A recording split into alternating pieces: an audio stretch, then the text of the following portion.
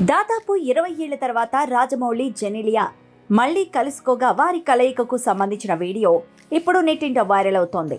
ఈ వీడియోలో జెనెలియా, రాజమౌళి ఎంతో హ్యాపీగా, చాలా సన్నిహితంగా ఉన్న వైనం వారిద్దరి మధ్య బాండింగ్ ను తెలియజేస్తోంది. వీరిద్దరూ కలిసి గతంలో సై అనే సినిమా చేశారు. సై సినిమా రాజమౌళికి, జెనెలియాకు చాలా స్పెషల్ మూవీ. ఆ సినిమా చేస్తున్న టైంకు వారిద్దరూ కెరియర్ స్టార్టింగ్ దశలోనే ఉన్నారు. దీంతో పాటు సై మూవీ టాలీవుడ్ కు రగ్బీ అనే గేమ్ ను పరిచయం చేయడంతో పాటు ఎంతో కొత్తదనాన్ని తెచ్చింది. సై సినిమా విజయం వారిద్దరి కెరియర్లకు ఎంతగానో ఉపయోగపడింది. కానీ వారిద్దరూ కలిసి తర్వాత మరో సినిమా చేసిందే లేదు. పెళ్లి తర్వాత సినిమాలకు దూరమైన జెనెలియా రీసెంట్ గానే మళ్లీ కమ్బ్యాక్ ఇచ్చి సినిమాలు చేస్తోంది. కానీ తెలుగులో మాత్రం ఇప్పటివరకు మళ్లీ జెనెలియా సినిమా రాలేదు. ఇప్పుడు కిరీటి హీరోగా నటిస్తున్న జూనియర్ అనే సినిమాతో జెన్నీ టాలీవుడ్ లోకి రీ ఎంట్రీ ఇస్తుండగా ఈ సినిమా ప్రీ రిలీజ్ ఈవెంట్ కు రాజమౌళి గెస్ట్ గా వచ్చారు.